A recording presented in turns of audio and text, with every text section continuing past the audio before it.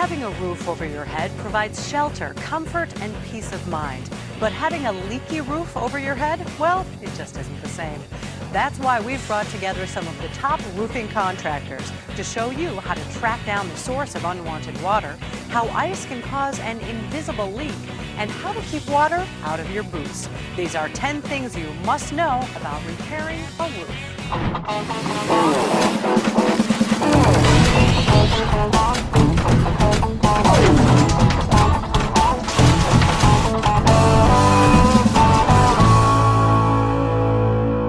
Hi, I'm Amy Matthews, and welcome to 10 Things You Must Know. When you see your roof leaking, your first inclination is to get it fixed immediately, but that might not be the best idea, and our experts tell you why in the 10th thing you must know. Let the conditions settle before you start to meddle. Temporary fix a leak can be very dangerous, first of all, depending on, I don't recommend in the middle of a lightning storm somebody climbing up on the roof and swinging a hammer around. But if you can do it from either inside or outside. You can get a tarp up there, or you can get some plastic up there to cover it. Be careful, or to try and do that just prior to a storm coming. If you haven't had time to repair it, I recommend trying to get that area covered. Don't try to do this without anybody else present. Make sure you've got somebody on the ground that's there, working up on a roof. You're up its heights. You want to make sure that you feel comfortable, you feel safe. A temporary fix can minimize damage, but you shouldn't rely on it for the long term. If you have a leak and you're able to get up on your shingle roof safely, you can take anything from caulk material to a garbage bag, something that's of a temporary nature, and throw it down rather than get a leak inside. It might be safer, though, to just accept the leak and wait for the roofers to show. Yeah, there's quick fixes. But again, with quick fixes, you also got to remember it's all usually temporary. If you want to do it right, there is no quick fix. Just take your time and be patient and be careful. When you get on your roof, the objective is to fix it and avoid breaking anything else. Our experts tell you how to accomplish this in the 9th thing. Bad roofs can ruin good backs. If you're working on a roof, I would definitely recommend don't work alone. Work with, if you can, with a safety harness or rope tied off. If you want to set up a roof plank and brackets, you can do that. Roof planks are inexpensive, and you can get the components at any hardware store, but make sure you attach them under the shingles. You lift the shingle up, you put some nails in, you hook these brackets on them, you put a plank across. And actually, the steeper the roof, the better it is, because then you're like almost working, not standing up, but you're leaning forward. When the roof's flatter, you're bending over more. A roof plank is probably the easiest way to give yourself sure footing, but if you want an even more secure working environment, there are other options. The local home improvement shops now sell body harnesses. It goes around your thigh and around your shoulder blades. And there's a D-ring in the back that gets clamped to a lanyard that's attached to a safety rope. And that's typically anchored at the top of the roof.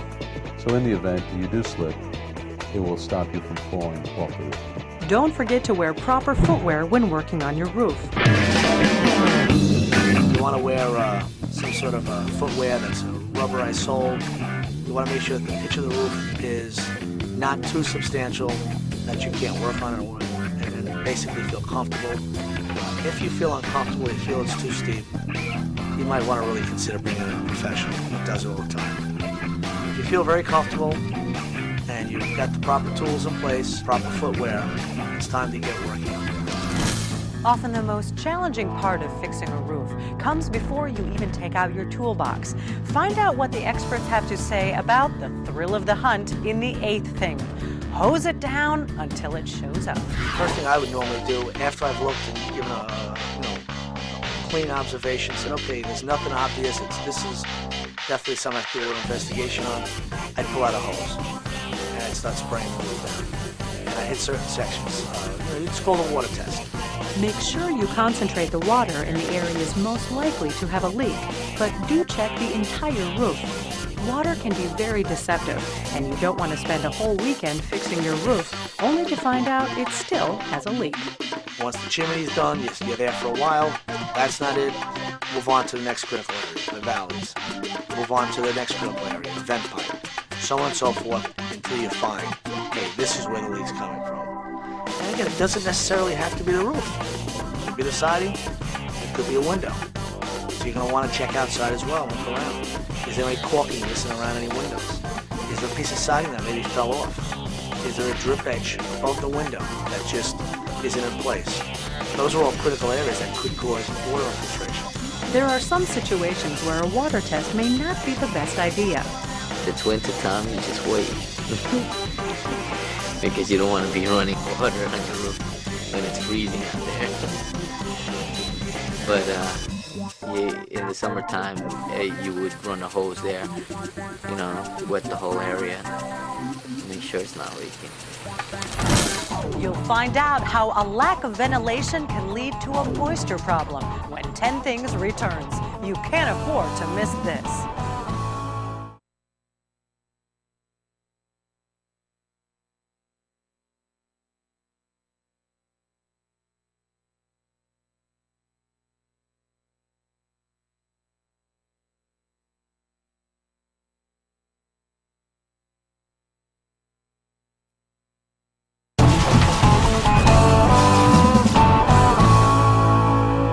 Welcome back to 10 Things. You've been warned about the difficulty of finding leaks, but when you start the search, there's a likely culprit that's easy to investigate. It's the 7th thing you must know. Before you climb up on the roof, check down in the gutter. One of the most common areas and causes for roof leaks are clogged gutters. Gutters that have not been cleaned, the water fills up during rain, overflows right back in, goes into your eaves and in some way finds its way into the house. If you can get away with cleaning your gutters to fix a roof leak, you should consider yourself lucky, very lucky. It's the easiest fix possible, and clogged gutters can cause more problems than you might think. If you have gutters on the house, and make sure that you have proper drainage, because that's another problem, that the roof might be fine, but the gutter might not work efficiently, and that could bring water up onto the roof or help with ice damming or bring water into the house. So it's also very important that the gutters are pitched properly and they drain properly and that they're clean.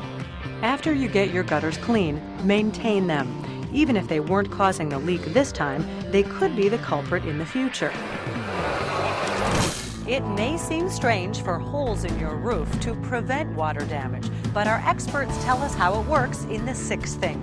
Dry rot leads to a wet ceiling. One of the biggest, most important ingredients of successful roof installation is ventilation.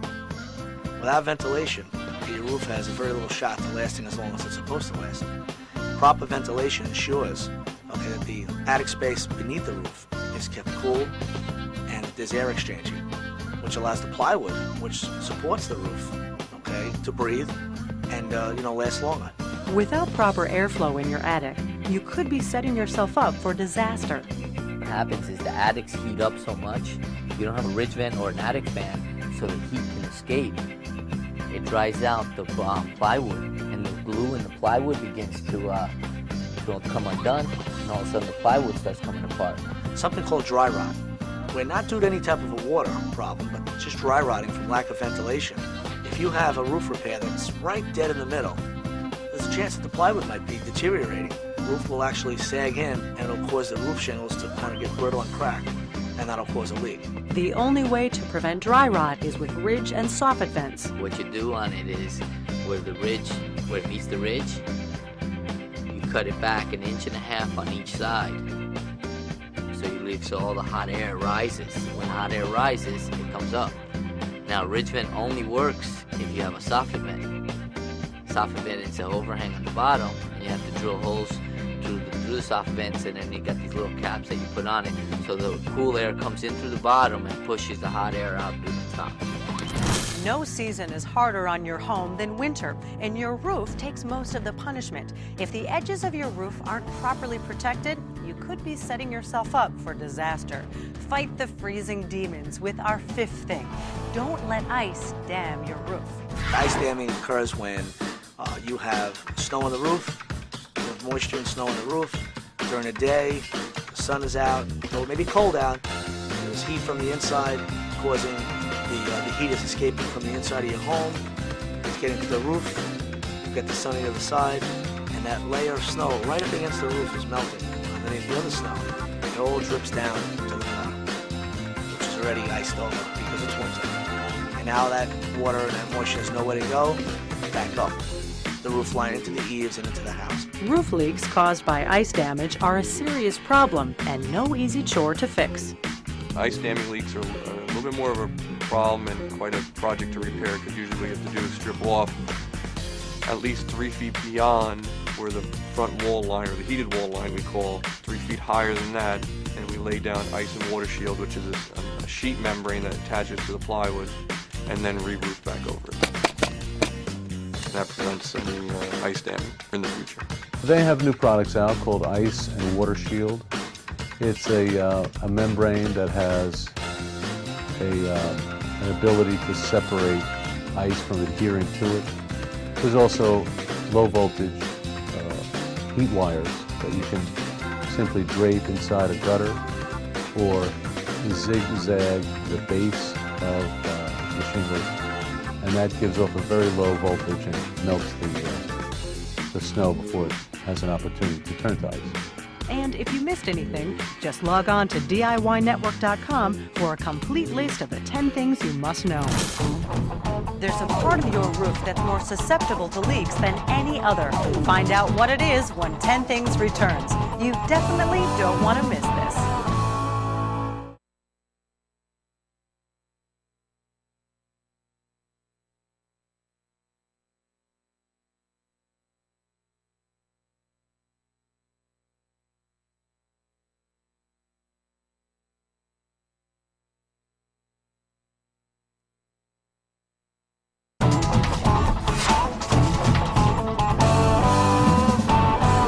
Welcome back to 10 Things. Chances are you've got a few things sticking out of your roof. It might be a chimney or a vent, but regardless of the object, you need to apply our fourth thing you must know. Make sure your boots fit snug. You get a lot of leaks over time where roof vents come up or there's roof boots, the rubber wears out around that and dries out, and a lot of people get leaks there. But you have a pipe coming out and the rubber gasket has dried out and separated, and the water's actually running down through that pipe. Now replacing one of them can be a pretty simple fix. Just go get a new roof boot at your local hardware store, home supply goods, and then you may have to remove some of the shingles back, reset it, bring the shingles back over it. Remember that any spot where something interrupts the pattern of shingles and protrudes from your roof has a potential to leak. For help locating that leak, you might want to look to the light, the skylight. Skylights are a very critical area. If I see a home with a skylight and I hear that there's a leak, that is the first place I go. And not only to check the roofing on the skylight, to check the skylight itself. Because many times the skylights break down, the seals break down in the glass. And a quick tip, if you're gonna put a skylight in, make sure you get a skylight that has a step flashing flange system around it. It works exactly the way a roofing system works. Each piece overlaps the next. And those are the best, most watertight installations. It may look like your roof is covered by an impenetrable shield of shingles. However, sometimes those shingles are not as solid as you think. Find out why in our third thing. Small cracks can lead to big disasters. Sometimes you get cracked shingles. Cracked shingles might come because of faulty shingles. Nobody's perfect. Sometimes shingles come faulty and they'll begin to crack. It almost looks like there was an earthquake and it just split in half. Cracked shingles are caused by both manufacturer defects and improper installation. But no matter what the cause, they need to be replaced. When you do replace them, don't cut out any other shingles. Weave in the new shingles so you don't disturb the rest of the roof. You're going to repair an area of roofing that the shingles have been damaged, torn up, wind has pulled a few of them up. What I recommend, first of all, you want to try and match the roofing shingle. If you don't have a bundle of them, go get a bundle or two at your local lumber yard. If the valleys weren't cut right properly, if you just leave one shingle overhanging just a quarter of an inch, the water, when it's running down, it'll hit on that and travel behind the shingle and find its way in. Almost every single drop of water that hits your roof will end up in the same spot. It's no wonder this area is prone to so many leaks. Our experts tell us where it is and how to fix it in the second thing. Bad things happen down in the valley. Valleys are very common places for leaks because that's where all the water from all the roof goes to. It'll start, sloshing back and forth. If it's not done properly, it will leak. Some people have copper valleys, and if the copper valley's not done right, you'll have one roof that has more water coming down, and it'll go down to the valley and then work its way up the other side. Sometimes the flashing may have a hole in it. If it's aluminum or copper over years, it can wear out, it could get pierced, or a nail can wind up working its way through it. Now you've got a hole in there. To locate is a little tougher. If you have located, sometimes a little bit of roof tar or something will correct it, but it's not the long-term fix. But to repair step flashing, a lot of times you have to get involved with removing siding and roofing to get them back into place.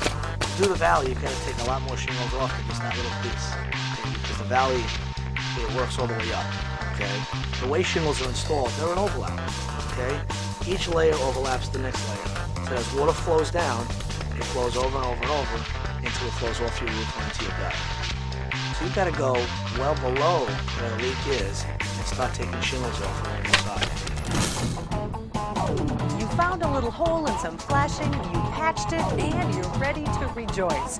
Hold off on the celebration until you hear the number one thing coming up next.